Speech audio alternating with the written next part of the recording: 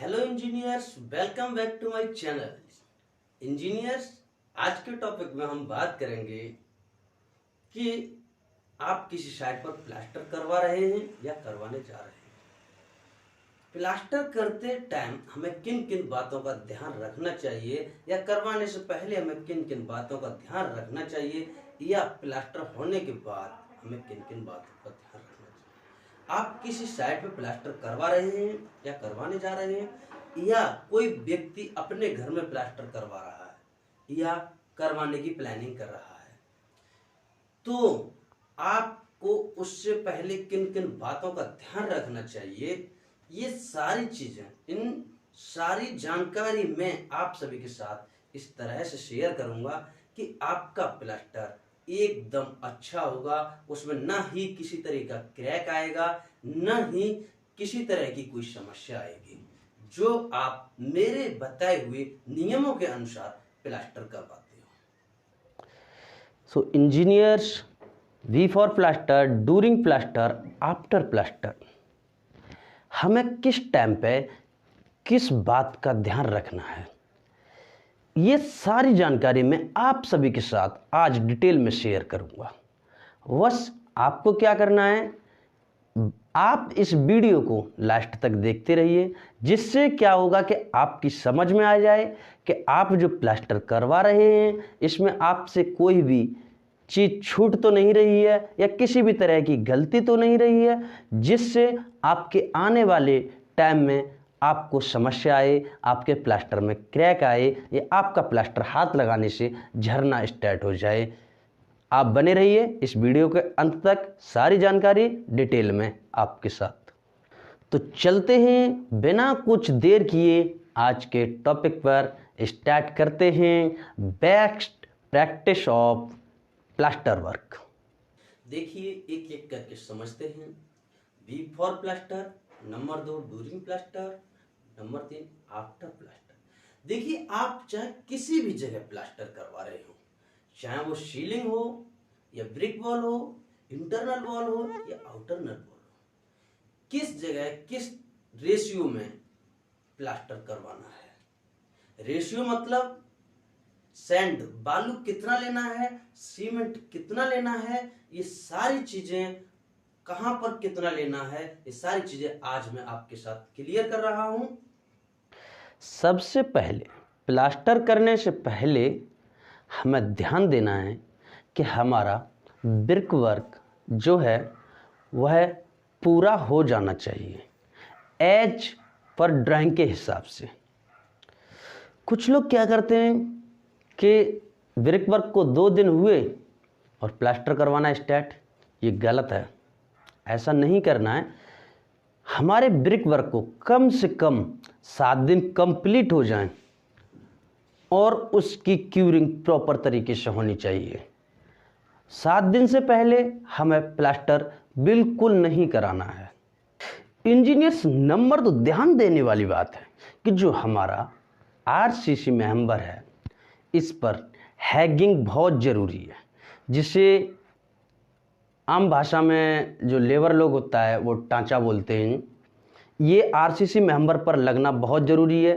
जो RCC member पर हमारा हैगिंग नहीं होगा तो उसमें जो प्लास्टर की पकड़ है वो अच्छी तरीके से नहीं बनेगी, इसलिए हैगिंग ज़रूर करवाना चाहिए आरसीसी मेंबर के ऊपर।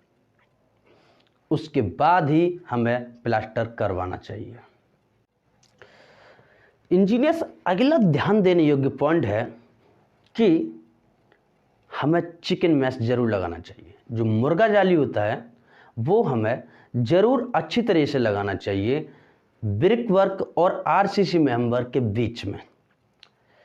अगर ब्रिक वर्क और आरसीसी मेंबर की जो जॉइंट है उसमें 3 इंच ब्रिक वर्क पर और 3 इंच आरसीसी मेंबर पर मुर्गा जाली जरूर अच्छी तरीके से लगाना चाहिए। यह बहुत ज़रूरी है, जिससे हमारे आरसीसी मेंबर और ब्रिक वर्क में कभी क्रैक नहीं आता है और चिकन मैश को अच्छे से पंच कराना चाहिए। इंजीनियर्स, अगला ध्यान देने योग्य पॉइंट है कि हमारा जो इलेक्ट्रिकल वर्क है वो कंप्लीट हो रहना चाहिए। इलेक्ट्रिकल फिटिंग प्रॉपर तरीके से हुई है या नहीं, इस चीज़ का हमें बहुत ध्यान रखना है।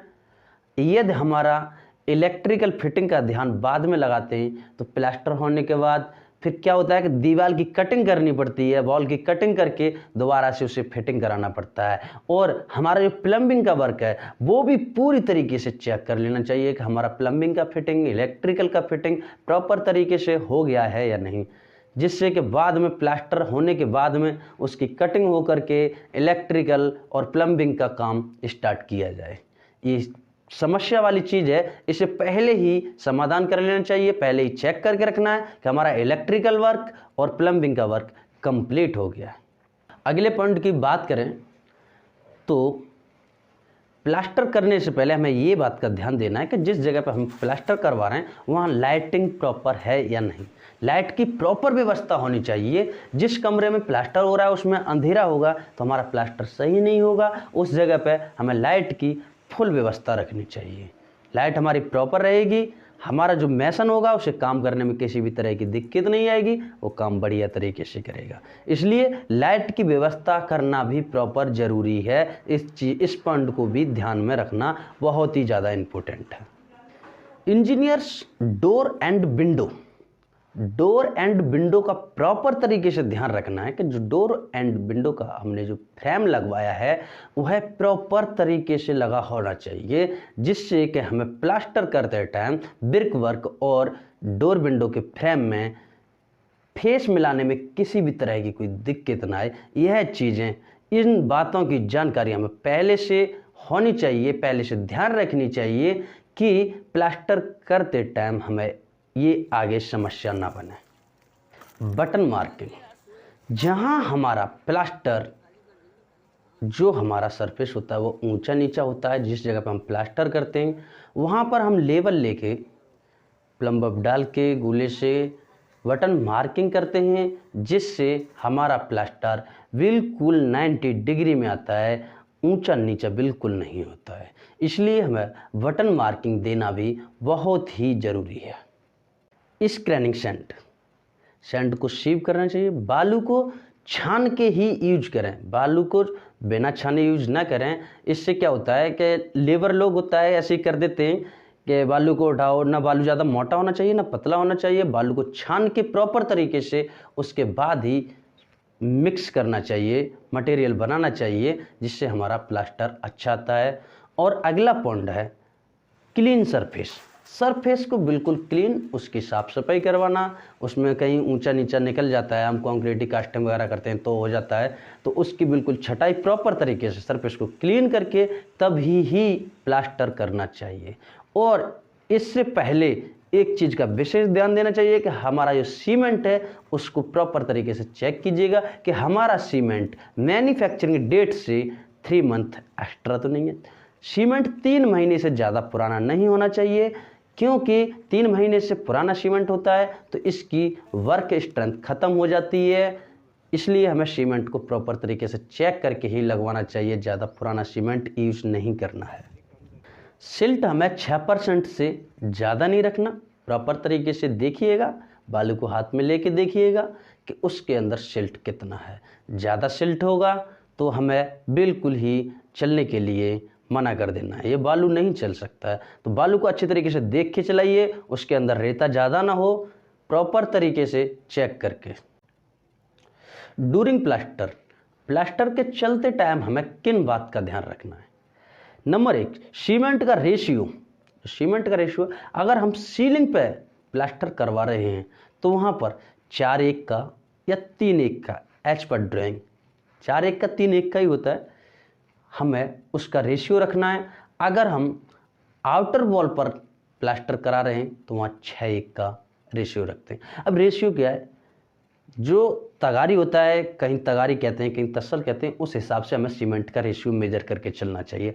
अगर हमारे 1 तगारी सीमेंट है तो उसमें 4 तगारी सैंड बालू होने चाहिए, तो वह 4:1 का हो गया। अगर 1 सीमेंट है और 6 तगारी सैंड है तो 6:1 का हो गया। अगर एक बैग में तगारी से मेजर करते हैं, अगर एक सीमेंट के बैग में 2 तगारी सीमेंट है तो 4:1 का है तो 8 सैंड का ले लेंगे, 6 का है तो 12 सेंट का ले लेंगे।